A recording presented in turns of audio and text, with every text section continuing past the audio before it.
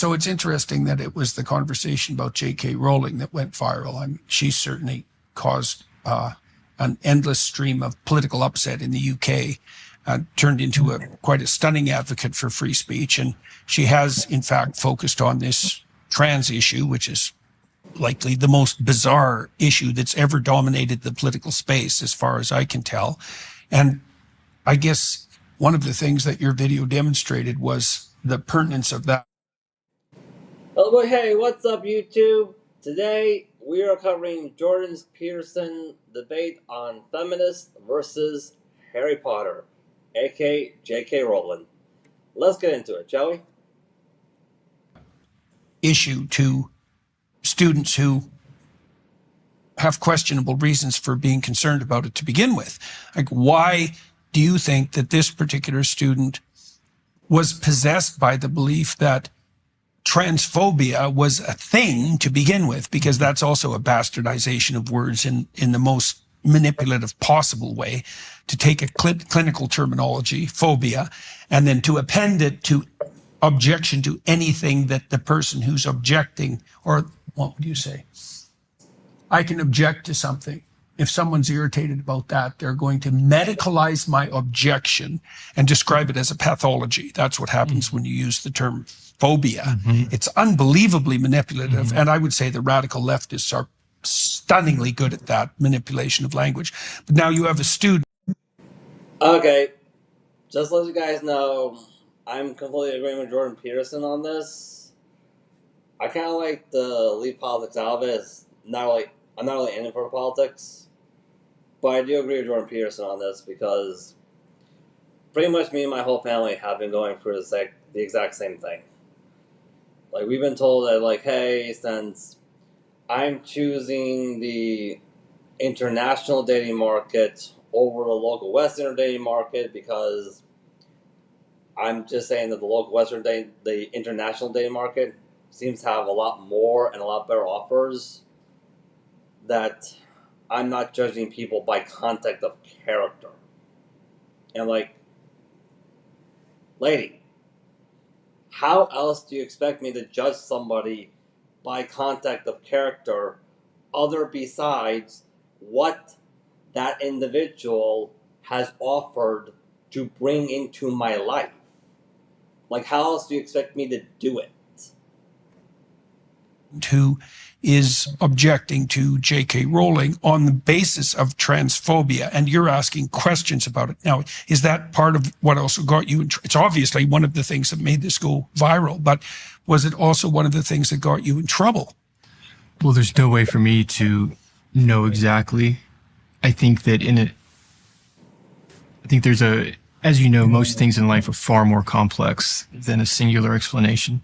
I think that a lot of it was the virality itself. Given that we're a school where there are some loose practices, there's been things like the two principals just being removed. There was a tax of scandal like a few years prior to my arrival. Because we have the way grades are assigned, often it's the site sitting there. It's like, okay, what's Jimmy going to get in your class? Give him like a 73. And there's no record, there's no reasoning to it. And that's literally how it occurs. Why did they offer me $9,000 to shut up, or why to sign this? And like, why do you need an NDA? So there was worry about potential public attention. Well, you can understand. I mean, the school that you're operating in is insanely complex. There's absolutely no way to run a school like that isn't full of trouble, obviously, because the whole school's built on trouble. And so I can imagine that the people who are running the school would be nervous about that, because I can't possibly see that there's any way that you could do it right. I mean, that's a good point. Well, you mentioned that.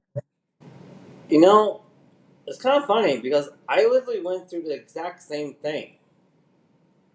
Like, I have. In fact, I'm pretty sure that is like literally the definition of a red pill moment. For example, when I had my red pill moment that I literally recorded, it's on our YouTube channel. I showed it to a bunch of people, and a bunch of people were telling me, Matthew, Do not put this online. Do not show this to anybody. People will avoid you. When I started this YouTube channel, you noticed in the comments that I had so many people ordering me to quit YouTube, telling me to shut up, getting enraged by what I say to the point where they're lashing out and threatening me and all that. And like, okay, ladies, let's be honest here. The only possible reason you would be this badly triggered by what's being said on this channel is I'm telling the truth. And you are afraid of that. As for what they just said earlier about how there's no way you can not get in trouble, that's pretty much the reason why I left the local Western dating markets and went into the international dating market and became a passport pro.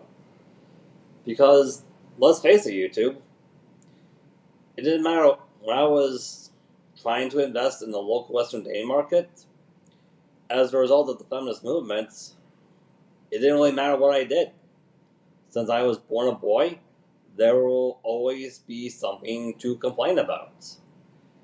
And I decided it was just a waste of time to pretend otherwise anymore. So I left and decided this was not worth it. Just like so many men before me.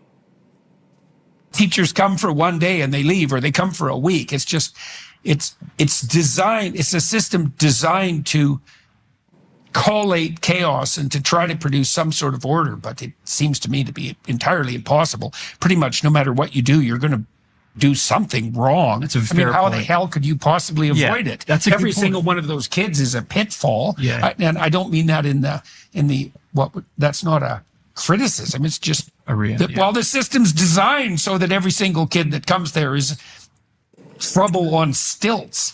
And then you're also going to have the case that many of the teachers who are going to apply are going to be people who are applying to that school because it's a last ditch possibility. And so I often, you often, I wondered that sometimes. I'm like, why am I here? I mean, the health insurance is awful. It's like, pays, not, why choose? That's why people leave. But there's a lot of good people there that aren't, it's not like this is the bottom of the barrel teachers that can't, there are some of those. It's like, dude, what are you doing? right, there'd be some of those, yes. But there are also many good people that are doing it because there's.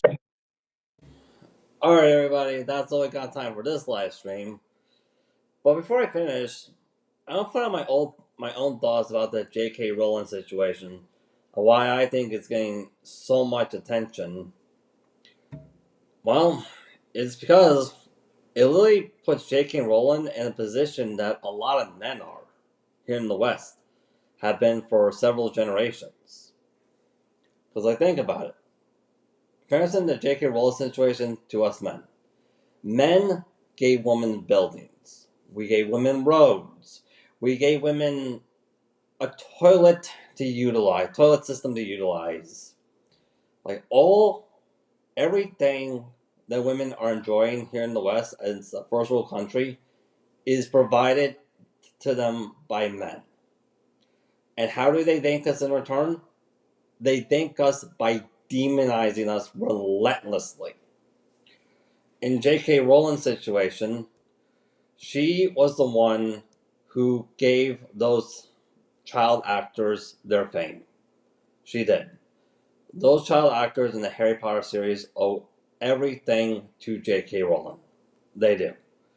And how do they thank her in the end? They relentlessly demonize her when things became inconvenience. Yeah. There's like no loyalty for the person who literally gave you everything. No gratitude at all. Men gave all this stuff to women here in the West, and they'd spit in our face. The majority of them. J.K. Rowling gave all this stuff to the famous Harry Potter child actors. They thank them. They thank her by spitting in her face. No gratitude, no loyalty. Well, that's all I got time for. You'll